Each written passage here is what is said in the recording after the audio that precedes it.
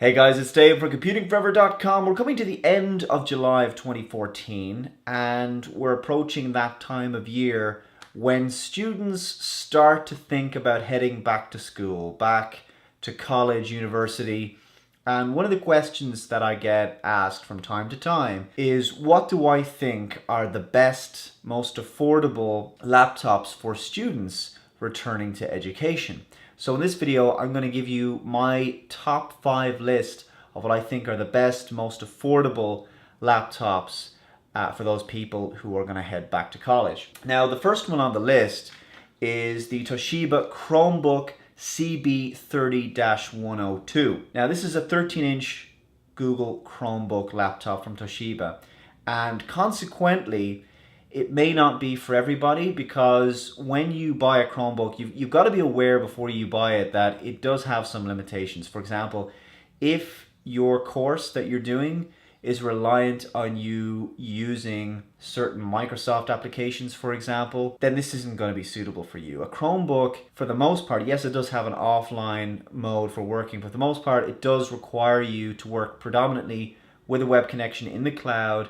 There are some really good productivity apps now from Google, so it's perfect for note-taking, it's perfect for writing up your essays and all that kind of stuff, and doing different projects and assignments. But there will be certain applications that will not be suitable. For example, if it is a requirement in your course that you have your own computer for doing graphic design, so you're doing a graphic design course or a video editing course, this is not going to be the machine for you. But at $279, it's an absolute bargain for people who just need a basic web surfing and productivity machine. Now, it's running an Intel Celeron 2955U processor. It's only got 16 gigabytes of internal storage. Again, you're going to be predominantly using storage within the cloud. It's got 2 gigabytes of RAM, but it's got a solid battery life at about 8.5 hours. So a very cheap machine, again, 13-inch display, and for a lot of people, this will be quite suitable, but not for everybody. So I'm going to move on to number 2, a much more conventional Windows laptop.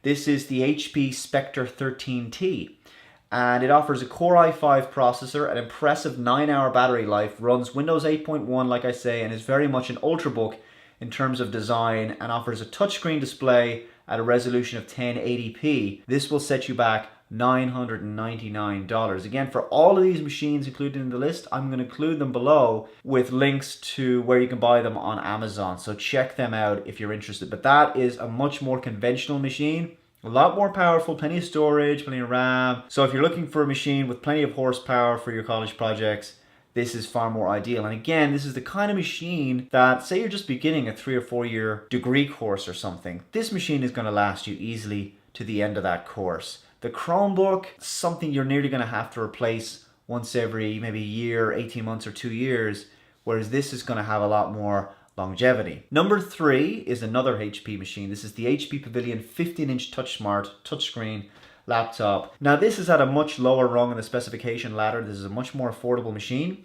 It's got a Pentium N3520 processor, so it's nothing to write home about in terms of specs, but it's got 4 gigabytes of RAM, 750 gig hard drive. It's an HD display at 1366 by 768. It's got basic Intel graphics, and it's going to set you back 499 euros. I've seen this listed for just over $500.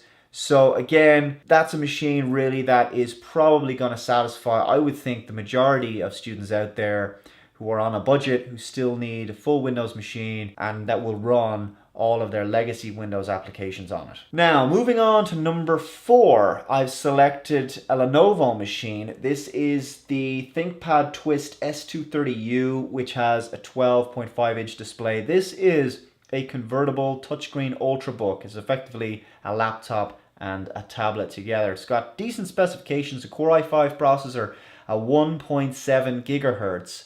It also has 4 gigs of RAM, a 500 gig hard drive, Intel HD 4000 graphics. Again, this is the 3rd Windows 8 machine on the list. The tablet laptop element to this, yes, the other 2 machines also had touchscreens as does this. This basically allows you to twist, quite literally, the screen around and make the machine into a kind of a quasi-tablet situation. I think it's a bit of a gimmick. This implementation does seem to compromise the battery life. It's only 5 hours. It also doesn't break the bank. It's $679. So again, that's available from Amazon. You can check out the links below. But it does have decent specifications, a nice 12.5-inch display, which I think is more than ample in terms of screen real estate. We could even be seeing a 12-inch MacBook Air in the not so distant future. And that leads me nicely to segue into number 5 on the list, which is a MacBook Air. So this is the only Mac on the list, of course, our final machine. A 13-inch display. This is the entry-level edition. I think it has more than enough power for a lot of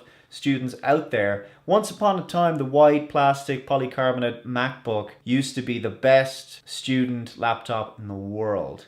And yes, Macs aren't going to be for everybody in every course out there, but they remain a staple in colleges all over the world. Being in college myself, I had a MacBook. There were just tons of Macs everywhere. They're also a very fashionable machine and still remain so to this day. But they do come with Apple tax. And if you're buying this yourself, obviously you have to be aware of that. This starts at €1,029, about $999. If your parents are buying this, obviously they may want to go for a cheaper machine. Maybe they might be subsidizing you towards it. There are certain courses where a Mac is just preferable. Certainly the course, aspects of the course, the degree course that I did, it was very useful because we were doing video editing, we were doing graphic design, we were doing web development, and there were just certain applications, certain tools and suites of software that were on the Mac that worked better, and they had become the industry standards. A lot of courses, a lot of colleges recommend you buy Macs for that particular reason, because you're using the same software that they're using in their labs. Of course, it's not always necessary because they're going to provide you with machines to work on in the college. But if you do have the opportunity to work from home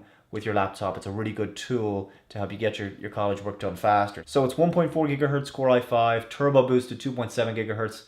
It comes with 4 gigs of RAM and 128 gigabytes of flash storage. You got to be aware of the limitations with regard to upgradability with these machines, of course, from Apple. So guys, that is my top 5 list of what I think are the best laptop choices out there for students for 2014. Again, it's a pretty broad spectrum. I hope I've covered pretty much everything from price, all the way from $279 all the way up to over €1,000, $1,000, somewhere around that price range, and all the specifications in between. And I think that these are some of the best student laptops that are available. Again, not everybody is going to benefit from having a touchscreen on a Windows machine. Sometimes it's useful. Not everybody's going to want to use a tablet as their primary machine. I'm a firm believer myself that right now, as it stands, tablet computers are still not the best choice for students. If you are going to go down the route of having a tablet as your primary college machine, something like Microsoft Surface Pro 3 would be ideal, I think, because obviously you've got a much larger display, and I think that Microsoft really worked out the type cover a lot better. It's got a couple of extra angles, works far better as a literal laptop, a machine for sitting on your lap. It's a little bit more comfortable there in that respect. But a laptop shouldn't have to break the bank for college, and it certainly shouldn't have to be too much of a compromise in terms of specifications. So these 5 machines, I think, will certainly serve you well. So guys, I hope you found this useful. Again, all the links to these machines can be found below in the description, so check those out. Thank you so much for watching this video. Please hit that like button if you found it useful. And of course, you can hit that big red subscribe button to stay up to date on all the latest technology news, stories, reviews, and all the other content that I make here on my channel. Thanks again for watching, and I'll see you in the next video. Bye-bye.